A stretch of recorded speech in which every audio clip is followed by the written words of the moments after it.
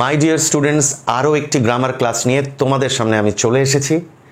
আর সেটা হচ্ছে transformation of sentence, যেটা কিনা ইংলিশ গ্রামারের একটা অত্যন্ত ইম্পর্ট্যান্ট পার্ট।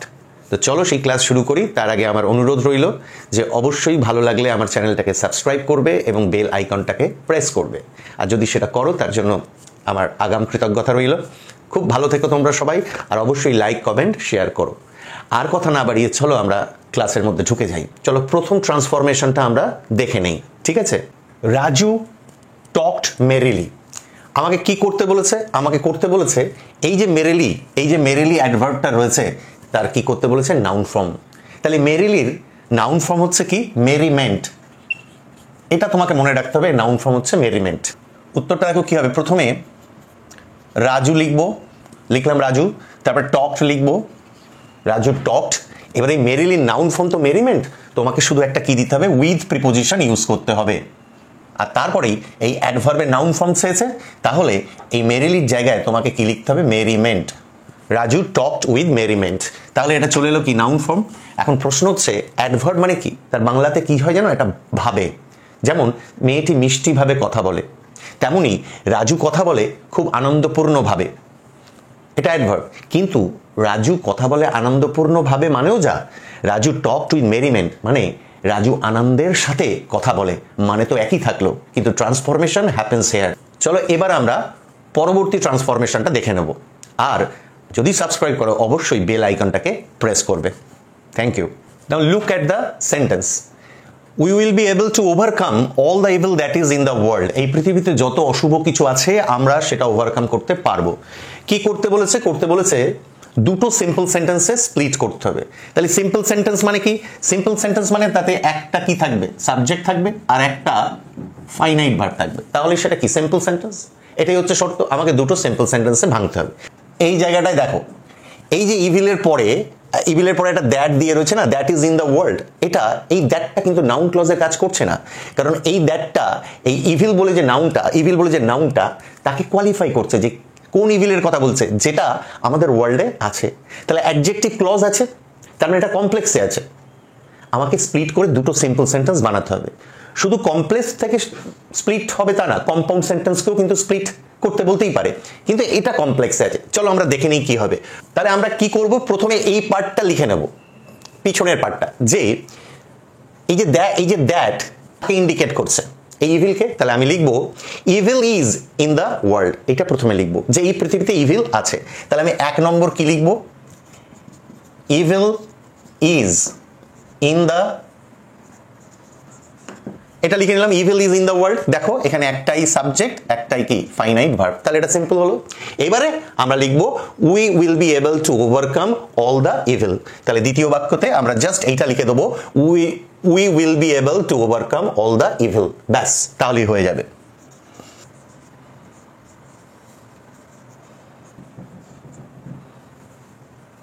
দেখো উই উইল বি এবল, তাহলে এখানেও একটা সিম্পল সেন্টেন্স হলো, এখানেও দেখো সাবজেক্ট ফাইনাইট ভার্ব, একটাই কি? সিম্পল সেন্টেন্স হলো।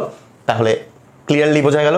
চলো এবার আমরা পরের ট্রান্সফরমেশনের দিকে এগিয়ে যাই, আর অবশ্যই সাবস্ক্রাইব করে বেল আইকনটাকে প্রেস করবে। এবারে ট্রান্সফরমেশনটা দেখো, তোমাকে বলেছে ডিরেক্ট থেকে ইনডিরেক্ট স্পিচ করতে হবে, অর্থাৎ ন্যারেশন।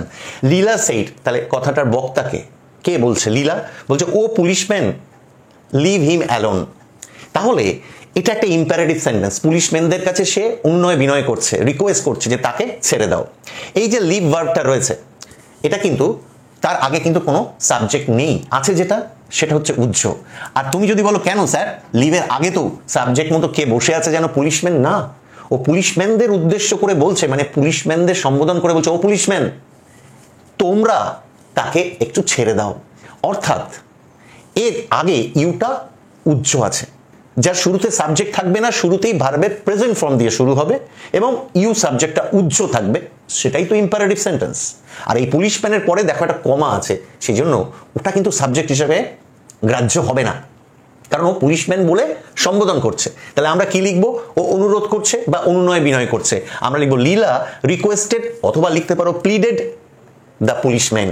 এই যে ও এর জন্য কিছু দরকার নেই, ও বলতে মানে কি? প্রচন্ড মানে কাতরভাবে সে যেন কি করছে? অনুরোধ করছে, সেই জন্য এই ও একটা এসেছে ওয়ার্ড, বাট ওর জন্য তোমাকে কিছু লিখতে হবে না। আমরা কি লিখবো? Leela requested the policeman. Leela requested বা প্লিডেড দ্য পুলিশম্যান, অর্থাৎ তারপরে যেটা হবে যে অনুরোধ করেছিল বা অনুনয় বিনয় করেছিল পুলিশম্যানদের তাকে ছেড়ে দিতে। তাহলে এই যে জায়গাটা দেখছো কমা কোটেশন, এইখানে তোমাকে কোনো দ্যাট আনলে হবে না, কি আনতে হবে? টু। টুর পরে তারপরে যথারীতি পুলিশম্যানটাকে তো এখানে লিখে নিয়েছি, এবার টু লিভ হিম অ্যালোন, আর টুর পরে ভার্বের প্রেজেন্ট ফর্মই থাকবে। তাহলে লিখবো কি? টু লিভ হিম অ্যালোন। বোঝা গেল? আর যদি এই লিভের আগে নেগেটিভ ইম্পারেটিভ থাকতো, অর্থাৎ ডোন্ট লিভ হিম অ্যালোন, অর্থাৎ যদি ডোন্ট আসতো, তাহলে এই টুর জায়গায় আমি তখন কি লিখতাম? নট টু লিখতাম। আর এখানে যদি ডোন্ট কথাটা থাকতো, যদি এখানে এরকম থাকতো ডোন্ট, ঠিক আছে, এই ডোন্টটাকে বাদ দিয়ে তার বদলে নট টু লিখতাম, এবং নট টুর পর যথারীতি যে ভার্ব আছে লিভ হিম অ্যালোন লিখে দিতাম। কিন্তু এখানে ডোন্ট নেই, তাই নট টু লিখবো না, জাস্ট লিখবো টু, আর টুর পরে লিভ হিম অ্যালোন। এই লিভের পাস্ট ফর্ম লেফট একদমই করবে না, কারণ টুর পরে ভার্বের সবসময় কোন ফর্ম বসে? প্রেজেন্ট ফর্ম বসে। ঠিক আছে, চলো পরের ট্রান্সফরমেশনে যাব, আর মনে থাকে যেন সাবস্ক্রাইব করতে। মাই ডিয়ার ফ্রেন্ডস, এখানে দেখো কি করতে বলেছে? Voice change. তো তার আগে তোমাকে বুঝে নিতে হবে যে এটা অ্যাক্টিভ আছে না প্যাসিভে আছে। আমি দেখতে পাচ্ছি এই যে শুড বি ইন্ট্রোডিউস, এটা একদম প্যাসিভে আছে। তাহলে প্যাসিভে আছে যখন, তাহলে কাদেরকে? স্টুডেন্টসদেরকে উচিত ইন্ট্রোডিউস করিয়ে দেওয়া কিসের সাথে? To the selected examples of art. কার মাধ্যমে? থ্রু ফিল্মস, অর্থাৎ বিভিন্ন আর্ট ওরিয়েন্টেড ফিল্মস দেখিয়ে তাদেরকে আর্টের যে বিভিন্ন এক্সাম্পলের সঙ্গে স্টুডেন্টসদেরকে ইন্ট্রোডিউস করিয়ে দেওয়া উচিত। এখন আমি অ্যাক্টিভ করব, এখানে এজেন্ট নেই, কিন্তু কাদের দ্বারা উচিত সেটা বলা নেই। যেমন বলে মাই কার হ্যাজ বিন স্টোলেন, অবশ্যই হ্যাজ বিন স্টোলেন প্যাসিভ, কিন্তু অ্যাক্টিভ করতে গেলে কে চুরি করেছে এজেন্ট তো আনতে হয়, তাকে তো সামনে আনতে হবে, তবে তো অ্যাক্টিভ হবে। সেটা আমরা সামওয়ান ধরে নিই। এক্ষেত্রে কিন্তু আমরা ধরে নেব, সামওয়ান ধরবো না, স্টুডেন্টসের ব্যাপার যখন, তাহলে আমরা লিখবো কি? The school authority. তাহলে লিখবো কি? The school authority, the school authority. এইবার এই যে শুড বি ইন্ট্রোডিউসড আছে, শুড বি ইন্ট্রোডিউসড, এইখানে এই বিটা কি? প্যাসিভ এলিমেন্ট, ওটা বাদ যাবে।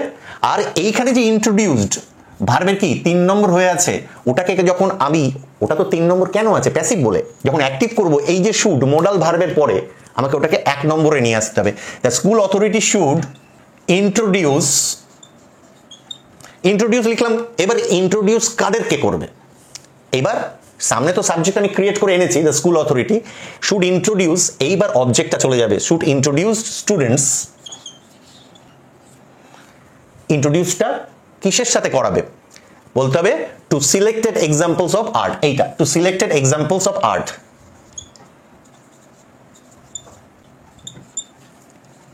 লিখলাম।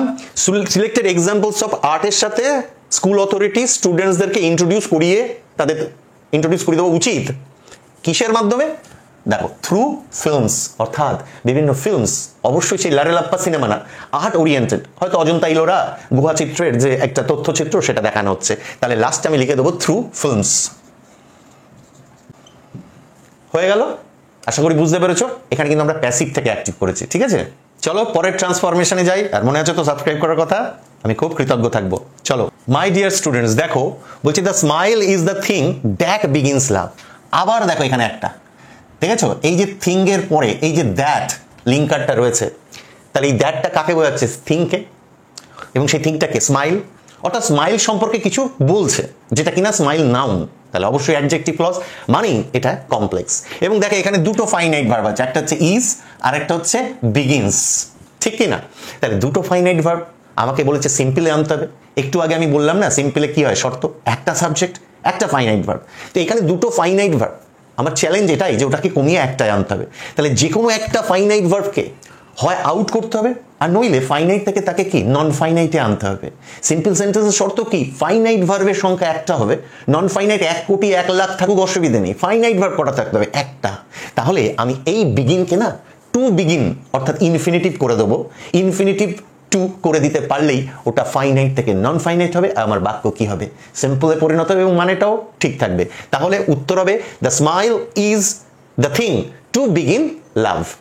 চলো তাহলে দেখা যাক কি হবে।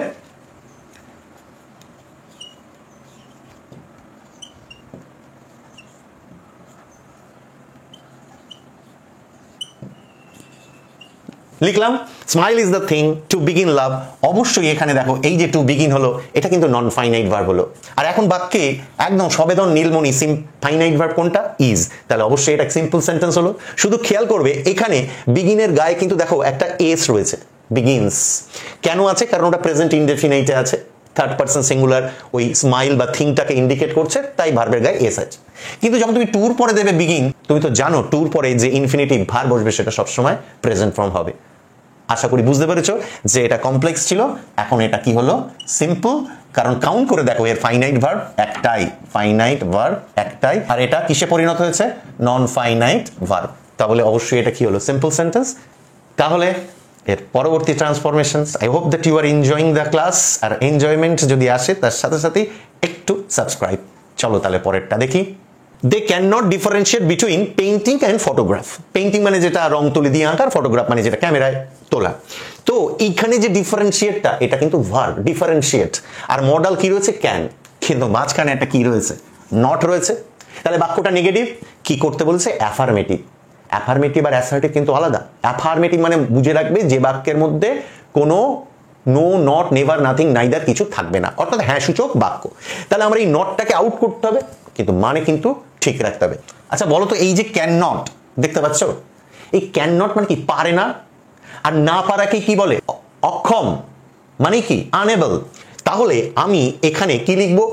এই যে নটটাকে আউট করার জন্য পুরো ক্যান নট যুগলকে তুলে তার জায়গায় কি লিখবো? আনএবল। কারণ না পারা মানে কি? অক্ষমতা। তার মানে কি? তারা হয় অক্ষম। এবার দে আর দেব। কেন ওয়ার দেবো না? কারণ এখানে দেখো ক্যানটা কিন্তু কিসে আছে? প্রেজেন্টে। যদি ওখানে কুড থাকতো তাহলে অবশ্যই আমরা দে ওয়ার দিতাম, কিন্তু আমি এখানে লিখবো দে আর আনএবল। লিখলাম দে আর আনএবল।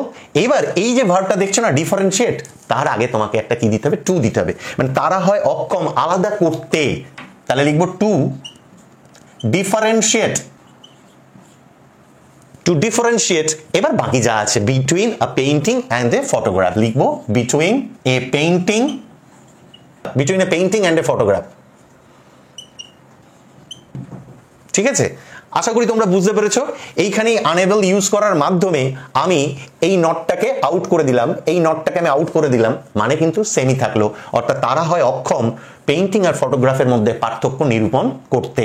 তাহলে অবশ্যই এখানে একটা আর আসবে। আনএবলটা ক্যান নটের বদলি হিসাবে কাজ করবে, সেম মিনিং ক্যারি করবে। আর অবশ্যই ডিফারেন্সিয়েটের আগে একটা কি দিতে হবে? টু। Two differentiate. আর এই কথাটা জেনে রাখবে, যে কোনো দুটো জিনিসের মধ্যে এটাও শেখা হলো যে এই প্রিপোজিশনটা হয় বিটুইন। যেন আমি রাম আর শ্যামের মাঝখানে বসে আছি, তো I am sitting between Ram and Shyam. সেইভাবেই বুঝতে হবে যে দুটো জিনিসের মধ্যে বলেই এখানে কি আছে? বিটুইন। আশা করি ক্লাস তোমাদের ভালো লেগেছে। এরকম রেগুলার যদি তুমি এই ক্লাসগুলো ফলো করো, ইংলিশ গ্রামারের ট্রান্সফরমেশন সেকশনটা অন্তত তোমার কি কর্তৃত্বের মধ্যে চলে আসবে। খুব ভালো থেকো, মন দিয়ে পড়াশোনা করো, আর ওয়েট করো নেক্সট ভিডিওর জন্য। আর অবশ্যই যা প্রতিশ্রুতি তোমরা দিয়েছো, সাবস্ক্রাইব করবে এবং বেল আইকনটাকে হিট করবে, সেই প্রতিশ্রুতির মাধ্যমেই আজকের ক্লাস শেষ করছি। ভালো থেকো, খুব ভালো থেকো। টাটা, আলভিদা, বাই।